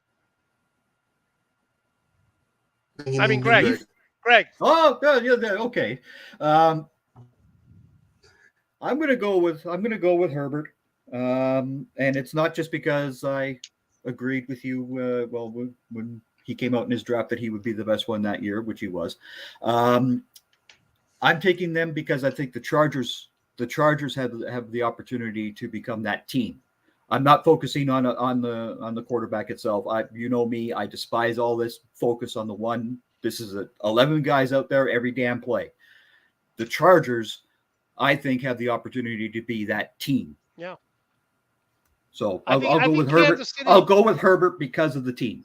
And one of the things, you look at this division, I think Kansas City having to pay all those high-priced players is going to start to trickle down, and they're going to get, young guys, inexperienced guys. Whereas the Chargers right now, the Chargers are in a good position because they don't have to play They don't have to pay Herbert now. They don't have to pay him yet, so they're in a good position. All right, Randall, who are you taking? I'm taking Lamar Jackson. Whoa! Yeah, I'm taking Lamar Jackson for sure. I feel like his dual threat ability and his ability to still hit passes, like I feel like he would have been able to handle, or he's able to handle pressure from a weak offensive line better than a Burrow or at other players that don't scramble out of the pocket. And he's able to throw out of the pocket and make the defense guess. That's like the biggest thing for me, is how versatile is your offense, and how unpredictable can you be? And I think Lamar Jackson brings that aspect to the table and makes it harder for teams to game plan against him. See, I just think that week to week, it's impossible to prepare for Lamar Jackson. But we've seen when teams have a bye week or 2 weeks off, or where they play him a second time in Pittsburgh, in Cleveland, they kind of like neutralize him. Remember, I think the Browns beat them twice this year, didn't they, or whatever? Lamar Jackson, week to week, it's like the old Georgetown press with Patrick Ewing and John Thompson. If you have a day to prepare, it was impossible. But if you have a couple days to prepare, you see the weaknesses. I think Lamar Jackson, when teams can prepare for him, he's very limited. Am I So wrong, Randall? Here's where I give Lamar Jackson a little bit of leeway, just because I am similar with this, having to deal with Pat Shermer for the past few years. Greg Roman is not doing a whole lot to utilize Lamar Jackson's abilities. Yes, there are areas he can improve, but when teams are preparing for him better, as an offensive coordinator, you have to do something to counteract that. You don't see that a lot in Baltimore. And then you worry about his accuracy. Well, have you seen some of the passes that Hollywood Brown has been dropping? Yeah, that's a good point. It's not like Lamar Jackson has a terrible arm. Yes, he could improve his accuracy, but they drop a lot of balls on him as well. I mean, that's the whole thing about Lamar and the Ravens. I mean, you look at the devastation of the injury factor this year for them. They were much easier. 22 players? Well, something like that. But they were much easier to game plan for this year because Dobbins wasn't there and everybody else that went down, et cetera, right? And they had a rough go with COVID, too. Yeah. Well, yeah. So all of those factors. But Lamar Jackson still does, like the comment from Brad, all eyes on Cleveland. Hey, Brad. Outside the numbers, bingo. Yeah. That's his issue. That's his issue. It has been from the get-go. He improved. He did improve down the seam. Those sort of throws. But outside the numbers, that's the issue that you have with Lamar versus these other quarterbacks who can all go outside the numbers on a very consistent basis, which is today's NFL. My friend Bill just texted me. He said, "How come none of these guys?" He's a Buffalo fan, along with Leva. How come none of these guys are talking about Josh Allen, especially what he did in the playoffs, dominating the Patriots, and they should have beat the Chiefs? You guys are. It's all subjective, right? I mean, there's so many of them, and it's no different than what we've been going through this weekend with the combine and all that jazz. It's all subjectivity. Josh Allen is right up there. The Burrow, Herbert discussions for the age-wise and all that jazz. These guys are all pretty damn close to one another. The quarterback position. It's pick your poison. Pick your poison. And what it boils down to for me, like I said, is not the quarterback himself, because the quarterback needs 10 other guys to succeed. Stop with this nonsense that it's all about the one guy. Again, he doesn't, because Joe Burrow had the worst offensive line. He took his team to the Super Bowl. He still had receivers that got the ball. He still had Joe Mixon. He still had Joe Mixon making first downs for them. It's a team game. If that's Andy Dalton, they're not even making the playoffs. They couldn't win the Super Bowl, though, could they? They couldn't win the Super Bowl. Right. But he took his team with a horrible offensive line. And, he got sacked against the Titans. Keith brought this up. He got sacked against the Titans 9 times. 9 times. He didn't fumble once. No, we all know this. We all know that. But the point is that as a team, the Bengals were not as good as the LA Rams. Right, I agree. Bottom line.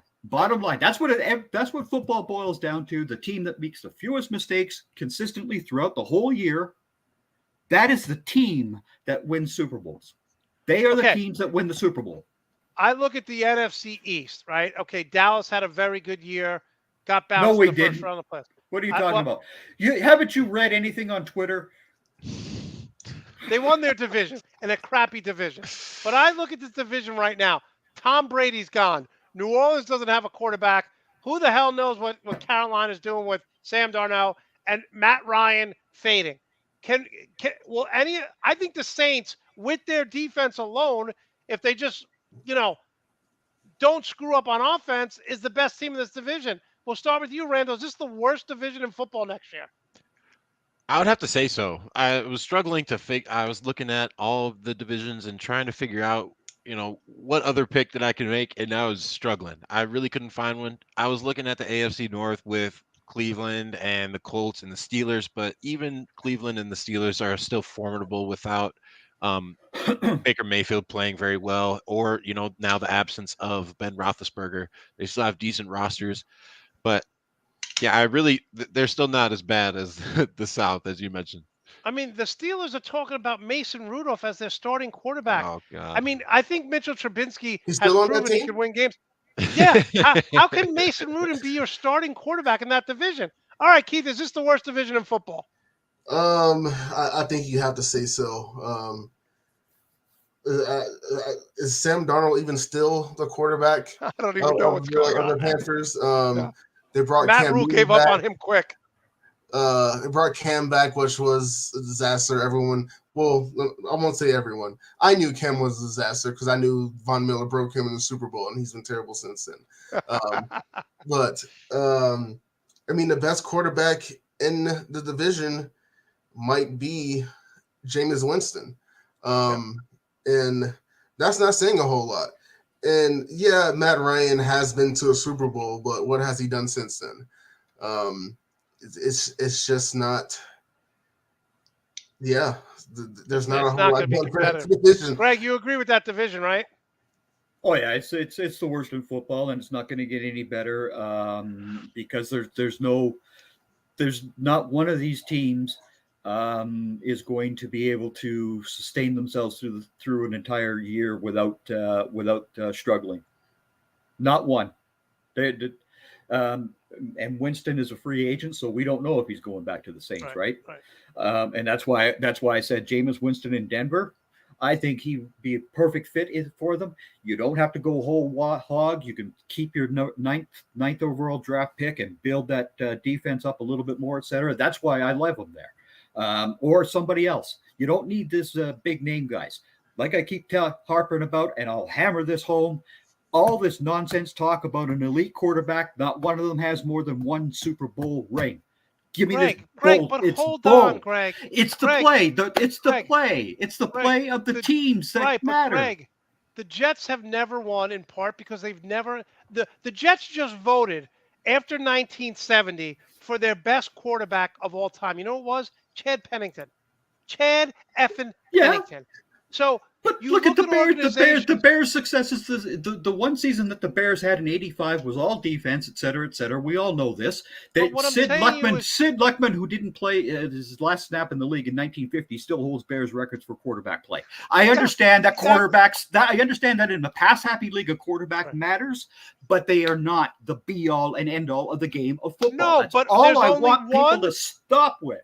There's only one top 10 quarterback that didn't make the playoffs, and that was Justin Herbert. And they would have if their dumb coach didn't call a timeout when the Raiders were going to run out the clock. So because you still have the hole. You still have the hole on the other side of the line, which they're going to address this year. That's the Chargers' issue was because they're not good enough on defense. It wasn't Herbert. It wasn't Staley. It is their defense. You could run against the Chargers all day long. But that's why the Chargers didn't get into the playoffs. One quarterback. Week to week, season to season, their numbers all change. Nobody is truly elite. There was only one guy who was elite because he got 7 Super Bowl rings. You can call that guy elite. Okay. Everybody else is a good football player. Okay. They're good at their position. I get everything you're saying, but just hear me out here. The Dallas Cowboys won the division because they have Dak Prescott, the best quarterback. The Cincinnati Bengals won their division. They have the best quarterback. The Green Bay Packers won their division because they have the best quarterback. The Dallas Cowboys this season caused more turnovers than they have since 1983 in the season. You're focusing on one team. I'm talking every division winner. Every division winner had an elite quarterback. Everyone. No, they don't. They're not elite. Elite is being the champions. The champions. That's elite. So Aaron Rodgers is not an elite quarterback. No, because we just talked about it. He's got an 11-10 record in the playoffs, Monte. 11-10. One game above 500 for all of his elite skills. I'm looking at the division winners right now. Okay, I'm looking at the division winners. Okay, let me just go through them. The Bills won their division. Josh Allen, by far the best quarterback. Chiefs won the division. Patrick Mahomes. Bengals won the division. Tennessee Titans won their division. They had the best quarterback in that division in Ryan Tannehill. Okay, because Carson Wentz was terrible. The Cowboys won their division. The Rams won their division. The Packers won their division. The Bucks. The only division you could say that the best quarterback didn't win was Russell Wilson. That's it. If you have a better quarterback, the chances of going to the playoffs are much better than if you have an elite defense. Because if that was the case, the Steelers would go to the playoffs and the Super Bowl every year because their defense has been lights out for the last 3 years. The Denver Broncos, top 10 defense, didn't make the playoffs. But It's more important to have the Kansas City Chiefs would have done nothing this year had they not dealt for Melvin Ingram from the Pittsburgh Steelers and been altered to that defensive line. And look what happened once that happened. Everything turned around, and suddenly that offense was more effective because the defense was actually giving them the ball back on occasion. Patrick Mahomes got a short field to operate on more than once. And gee, it's funny how teams are successful when that happens. The Buffalo Bills were when you talk about elite, but when you talk about these elite quarterbacks, break down every single game and see when they punish a team with a very short field after a turnover, but from the defense. Come on.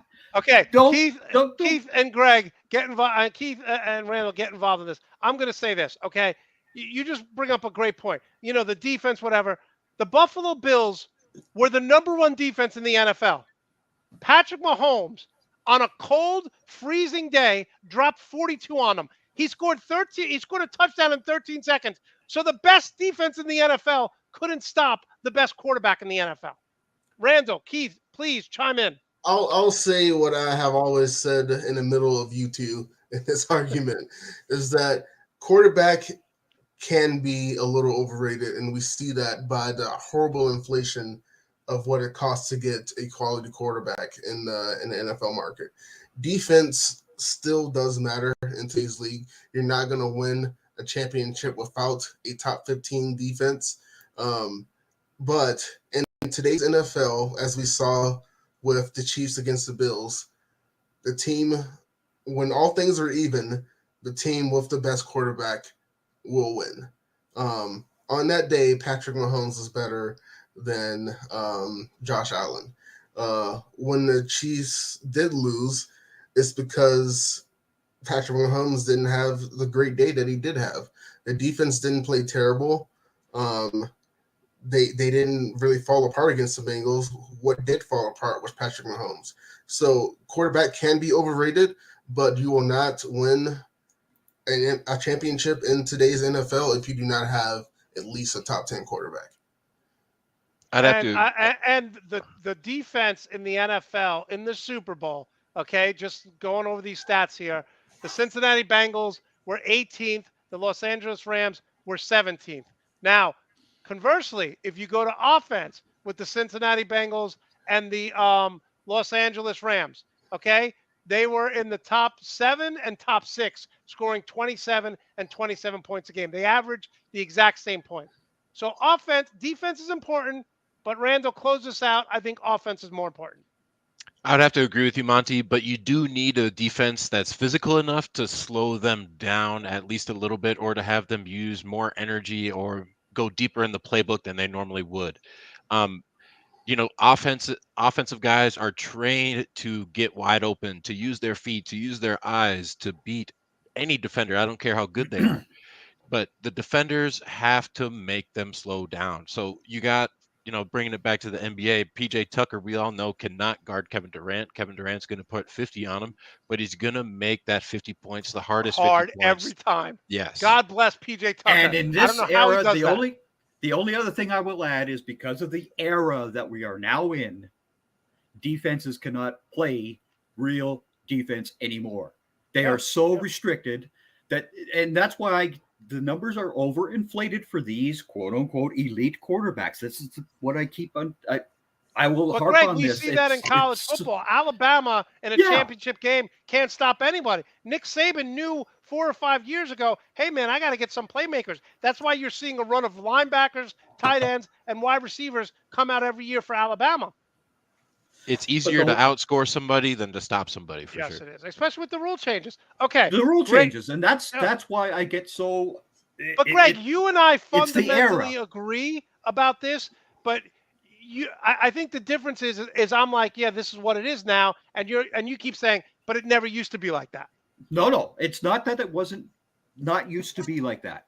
My whole point when it comes to football is that it is a true team sport, because what if Tyreek Hill didn't catch that one ball. I get it. Tyreek Hill had to receive what I'm saying it. is, He had to do his job. I would He rather had to do his job. Okay, answer me this question. I would rather have Tom Brady over Aaron Donald any day of the week. Yeah. Okay. Because they have the opportunity to be more impactful because they touch the ball. Exactly. And that's all it is, though. That's all it becomes. The center is equally as important. He snaps the ball and he can mess everything up right from the exchange, right? A center is just as important as the quarterback because of the exchange. Okay, that's my point. But the quarterback touches the ball more than anyone else. That's why they're more important. The center touches it equally. But he has to, right? Come on. He has to snap that ball. But the center's not throwing the ball 30 yards into double coverage. Doesn't matter if he doesn't snap it right. We've seen the center snap it over the heads, and look what happens. All right, right? Let's move on. Okay, Greg. I know you don't like to talk about this, but I'm going to talk about this, and it's absolutely BS. You have 17,000 followers. You have a GoFundMe page, and the response has been disgraceful from our community and from your followers, and I've had enough of this bullshit. Everyone donate at least $5 to Greg. He's there for us. Let's be there for him. He started a GoFundMe page. He wouldn't ask if he didn't need it. Greg, how can people who watch this show who are not on social media donate to your cause? Tell people what you're trying to do here. Okay. As a lot of people may or may not know, I was in the Marine Corps. My particular situation, because of PTSD, and I really don't like talking about this, Monte, but anyhow, last year, the medication I had been taking for quite some time, I ended up having a change to my medication. The first medication they tried caused a very severe seizure. As some of you guys know, I wasn't in good shape for a little bit there. The new medication I'm on is not approved by the Veterans Administration, so that causes me a whole lot of headaches. Basically, it amounts to about $1,800 a month for this medication that isn't covered. And what that stuff does is it allows me to actually function like a human being. I can sleep without night sweats and nightmares, etc. So basically, for the last how many ever months, I've been, doing $1,800 out of my own pocket, etc., which is basically just ripping me to shreds for everything else to do with day-to-day living, right? So how do people who don't follow you on Twitter, what can they do to go to your page? I'll send it out to my friends as well, like I've been trying to do. I try to donate, once or twice a month. How could every little bit helps? Sometimes I think the original donation I did was like $50, $70. Then I'll send you $25. What can we do? What can people do who don't follow social media? If you don't follow social media, I have a PayPal account, which is at Greg Rector instead of at Greg Cowboys. It's at my name, Greg Rector. That's via PayPal. I post the GoFundMe link as well, so people can donate through there. So it's just the you use the @ symbol, right? I use the at, yeah. And what about Venmo? Can people do Venmo? Do you have Venmo? I don't have I don't have a Venmo. You don't have Venmo. Okay. But I do have PayPal. If I need to get a Venmo, if that is something that people have. Okay, let's put this up here for people to see. And again, Greg doesn't want to talk about this, but me and him are friends. I've known Greg for a bunch of years now, and I really think that I just put it in the chat room. I really think that we need to all at Nuts and Bolts Sports. Everyone needs to donate $5. I mean, come on, you can't donate a cup of coffee? That's an absolute crock of bullshit. I don't want to hear people say, "Oh, I don't have money." $5. Let's help this guy out. He would be there for us. He watches every show. He likes every post. He retweets everything. There's not more of someone in Nuts and Bolts Sports who does more to promote everyone. So let's help him out. Here it is, at Greg Rector on PayPal. I want to see that money go up today. $5, $2, $10, whatever you could do. Get off your ass and do it to help this guy out. End of story. All right. Want to thank you guys for joining us. Randall, what's up with you and your show? How can we follow you? How can we support you? Next week, I traditionally go on Wednesdays at 6 p.m. Central. Before I even continue on with this, I'll be donating to Greg's cause today. I didn't know the severity of this cause. Greg, my heart goes out to you, and I really appreciate everything that you do for us. And Monty makes a great point that you're there for us all the time, and it's about time that we're there for you. So thank you so much for being a guest on my show all the time and always being a ball of energy that brings us all joy, and it just brings the best type of conversation and Okay, let's energy just around. stop So right there. thank He you. causes me stress. So let's not talk about it. He always brings joy to the show. Okay? You Greg He and wait. makes I me go You back. laugh. just He makes me laugh. you just wait. I've still got something for you. Okay, all right, Yes, that's sir. fine. So your show, gonna tell people about your show? Yeah, Wednesday is 6 p.m., but next Wednesday I won't be able to work, so I'm going to go on next Friday, March 11th, and we'll be back talking about MVP of the league, talking about Coach of the Year, talking about the playoff picture coming up, and it's going to be really exciting in these last 15, 20 games. And then later on this month, I'm actually going to be a credentialed media member at the Women's College Basketball Final Four here in Minneapolis at the Tremendous. That Target is Center, tremendous. representing nuts and bolts sports to the fullest. Going to be getting as many interviews with players, people that are there watching. I'm going to do my best to represent nuts and bolts sports to the fullest. That is awesome. All right, Keith, what do you got coming down the pike? You're feeling Oh better. yeah, What'd you just have, by the way? I'm struggling what? with bronchitis. Last week you were really sick on the show. What'd you have? I don't know what I had. I think it was just a cold, and then I have allergies, and it's allergy season, so I think it was just a double whammy. I got tested But 3 times for COVID in 24 hours. I did the yeah, home test, the rapid test, and the CPR. And when I went to the doctor, they were like, "You really didn't need to do the CPR test once you got the 2." But I have bronchitis, so I felt for you last week. I know how hard it is to talk when you're congested, but you're feeling better. yeah, feeling better. That wasn't COVID for sure, but on the up and up. So doing a lot with the Colorado Rapids here soon. I hope. Got my first recap of their first game out on Nuts and Bolts Sports right now. Got the other one in the works, which they won in their season opener 3-0. So go Rapids. So yeah, Is this hopefully an elite they'll. team? Is this going to be an elite team? Are they going to be very good? I don't know if they'll be elite. I mean, they won the Western Conference last season, but Right. they lost a lot and they have some holes to fill. Can they be elite if they make the right moves? Yes. Will they? That's yet to be seen. Okay. All right. So we'll look forward to that. And Greg, what do you got coming on with the draft and all those good stuff with the college Well, scouting combines and NFL draft? yeah. Bill, Jeff, and myself have been very busy, especially the last couple of nights for Bill and I with Spaces, Twitter Spaces. Today at 6:30 Eastern, there will be another Spaces for the last day of the combine. I think Jeff will be able to join us today, but Bill and I have been doing Spaces for all 3 days, and this I will be the listened fourth day. yesterday. I listened to like a half hour. Yeah, it was good.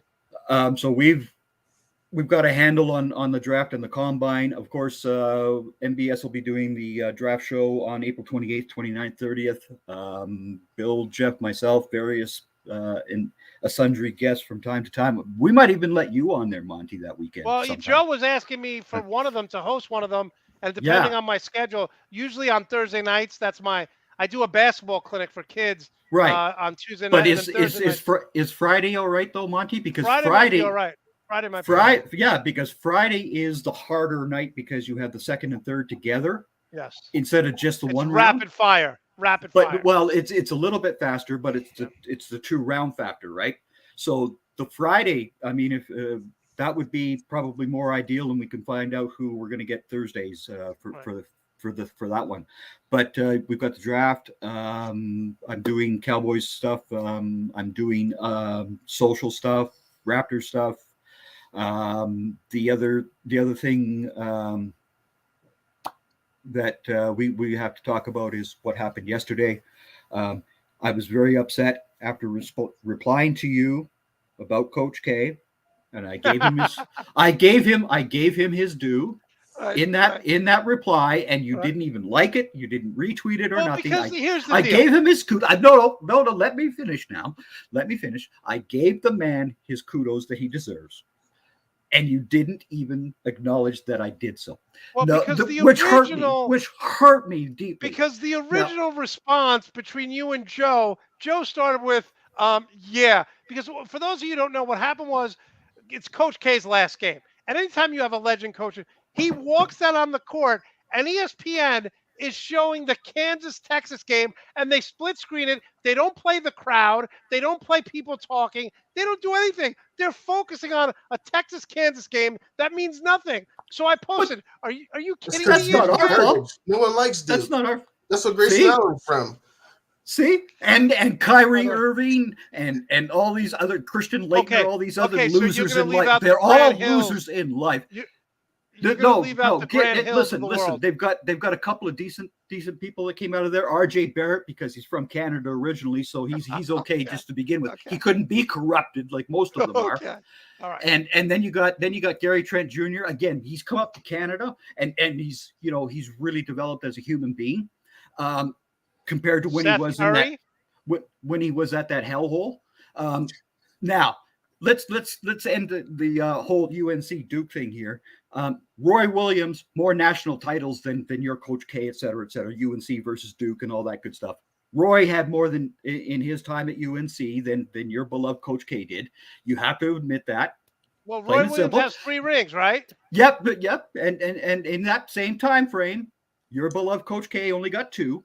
So, well, I will say this. No. I'm giving Roy Williams a compliment. Roy Williams did a much better job for a 5-year stretch of recruiting than Mike Krzyzewski did. But over the last 6-7 years, that has switched back. You look at what Duke is. That Duke bounces back and forth, just right? been a great, and that has a lot to do with Shire. Shire has done a tremendous job. But Coach Roy Williams, in his last game at Cameron Indoor Arena, he won. Coach K didn't. Now, that entire tour that he went on, classless. He should have walked away like Roy and Coach Dean did. They just stopped coaching. They didn't need a farewell tour. Isn't it disgusting, Keith, that he needed a farewell tour? Let Keith speak, because this is Tar Heel Nation talking, and we've taken over. I'm surprised you guys can wait. Look, Keith, I'll let you talk, but I'm surprised you guys can articulate your thoughts, because we know North Carolina college basketball players didn't go to class for like 7 years under Roy Williams. So, but we weren't on the team. Okay, Keith. Go ahead, Keith, close it out. Here's what I will say. Duke for sure is the better team, especially over the past 3 seasons. But we beat Coach K on his last night at Cameron Indoor, so just let us have this, okay? Which is more good. And that's what Keith said to me in the chat room. He goes, "Let me have this," and I just started laughing. Exactly. Enjoy the win, guys. But I agree with Greg. I think moving forward, it's going to be harder for each of these teams to get to the Elite 8 this year. But I think Shire has a top recruiting class. I think he's going to do a much better job than Hubert David does in North Carolina. Oh, speaking of Hubert, only twice in this great rivalry has an unranked road team won. They played only great twice. Yesterday. It's happened both times with Hubert Davis, once as a player and now as the coach of the University of North Carolina Tar Heels of Chapel Hill, the most beautiful spot in the state of North Carolina. Oh, it definitely is. Unlike the garbage dump 10 miles away from us. Oh, would you stop? Would you stop? What? Neither one is a dump. Yes, it is. That whole area is beautiful. That whole area is cool. I would love to live there. Devil. It is devil, hell. There you go. They Randall, go together. Who do you like? Last question. We'll let you guys go. Who do you like winning the NCAA men's college championship this year? Oh man, I want to say the Zags, but they've dropped a couple games where they should have won. There was that day where top 6 all dropped a game, including the Zags, and I like Wisconsin, and no one's talking about them. Yeah, they're tough too, and they've been formidable throughout the years ever since the what is it, Bob Ryan? Yeah, Bob Ryan I think they won the Big Ten outright this year. I think. Mm-hmm. Yep. And Greg, who do you like? I like Arizona. Yeah. Yeah, I like Arizona. The other team that could be that one that makes that run because they played so much better in the second half is the Razorbacks. Yeah, they had a huge win over a couple teams. By the way, have you guys been following Shaq's son at LSU? Is he a legitimate player? He's good. He is a legit player. He's looking good. Um, He's added the he's- free ball to his game too. Yeah. Yep, he's a legit player. He is right now. If you scout him, he would be mid to late second round for Wow, the good draft. for him. Good for him. Unlike guys. unlike the other son that everybody's talking about, who's too young to even be considered. They're, and they're they- No, hopping don't up even- LeBron don't James' even son bring it up. like he's Don't the even great- bring it like, come on, man. Let the kid. yeah, That's let why the kid Bronny's let gonna the be kid all develop. time. Bronny is going to be the best. I can't even it's think. ridiculous, man. But he's not even. This is like the ball family. He's not even he's not even he's the not top the five best- best player on his team. No, he's not even the best of the kids. His Yeah. younger brother is even better than he is as a player already. It just doesn't make any sense. Like that's why I feel bad when I see Tiger Woods' son going out there competing in these father-son golf tournaments. The pressure to be a LeBron James son, a Joe Montana son, a Tiger Woods son. It's a Tom Brady. It's insane. But what do I Difference always is, say? What Charlie Woods looks a lot better when he was younger than Tiger did. So that is that's true. what he has That is going true. for him. That's scary. But what do I always say in this era, Monty? We do this to these guys, and this is why I get so angry about it. I think it's so unfair. No, it is completely unfair the way that this system goes after these people, and then especially the media, the way they go after these guys. It's disgusting. Mitchell Trubisky did not ask to be drafted number 1 by the Chicago Bears. That front office decided to draft him number 1. They made a trade to get him. That's not Mitchell Trubisky's fault. Did Mitchell Trubisky get surrounded by what he needed to succeed in Chicago? No. But everybody dumps on Mitchell Trubisky, et cetera, et cetera. That's why I get so angry about the way they do this to the NFL player, the way they do this to the NBA guys. All I keep saying, what did I say about Joel Embiid? You know this. Maturity. I kept He telling had to mature. he had to yeah. mature, right? Yeah, And that's yeah. all he had to do. Yeah, it's unfair But for these guys. Nobody has any patience about it. Nobody wants to understand development and all this other stuff, and it's everywhere, and it just drives me bananas because Well, look at the Cleveland Cavaliers right now, right? yeah, They have young players who failed. They let them develop. They didn't panic, and the Cleveland Cavaliers are a legitimate 4 or 5 seed. They have young the talent. Memphis Grizzlies are Yeah, sitting in third. Same thing. and Same they're thing.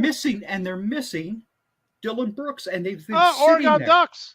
Dylan Yeah, Brooks, well, Oregon there you Ducks. go. Yeah, See? there you go.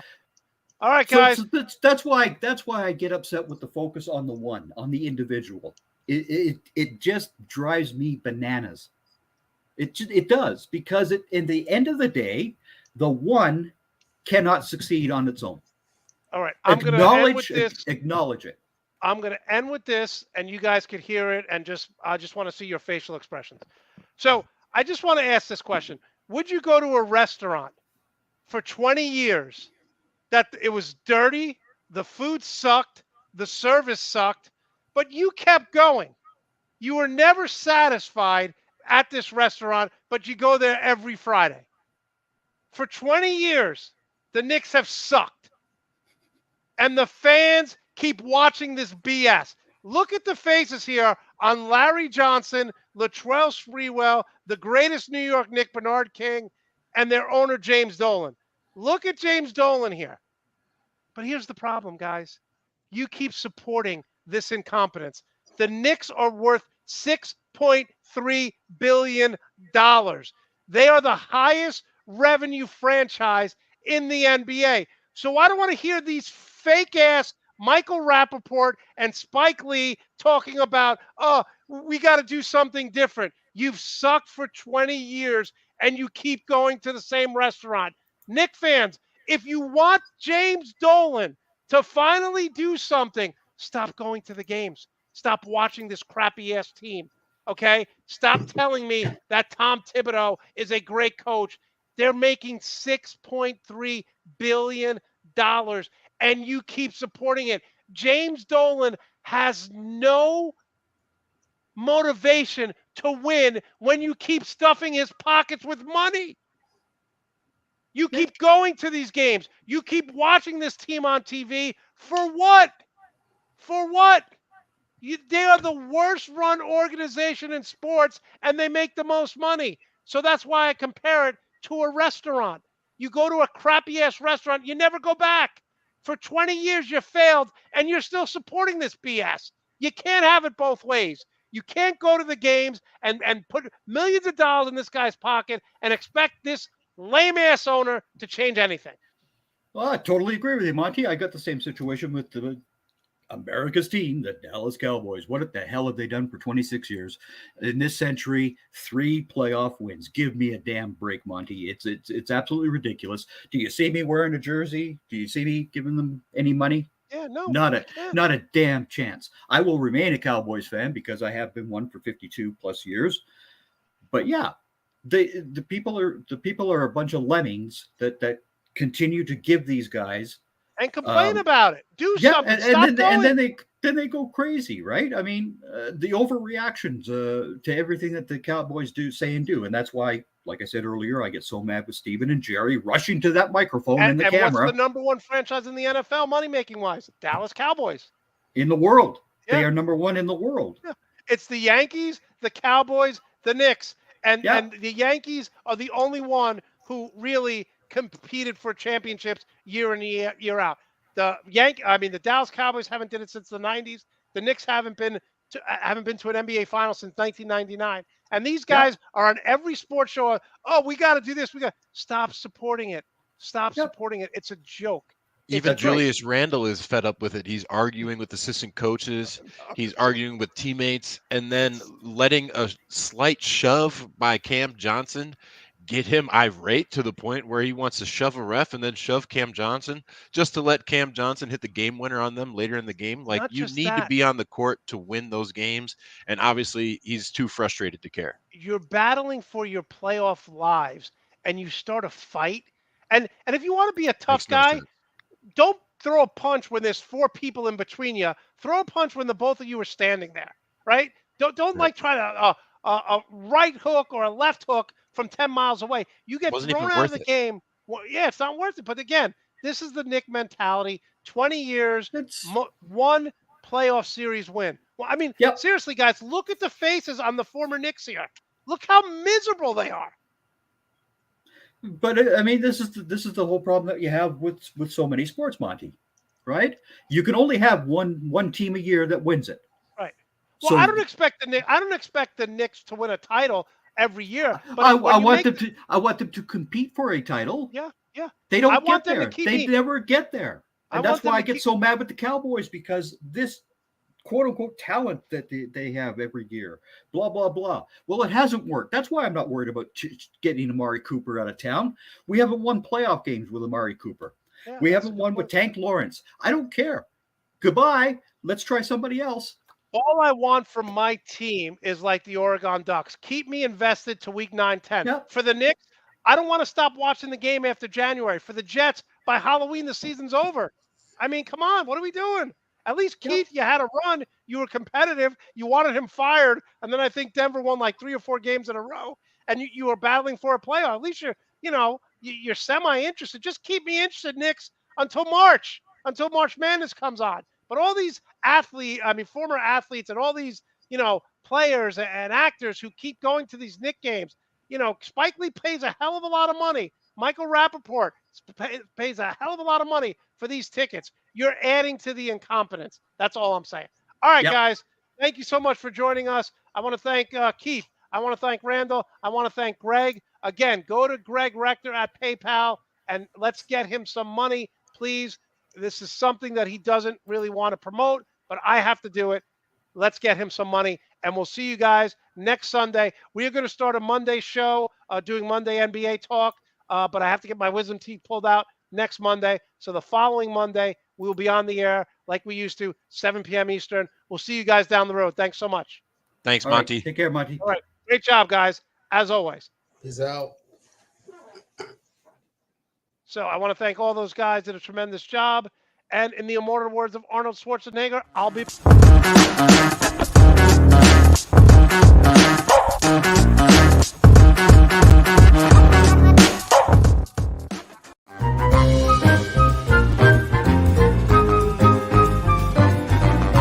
That will never be broken.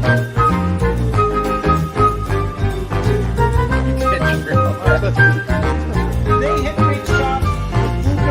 I get the jumpers, have no idea. Oh, look at that reaction. talking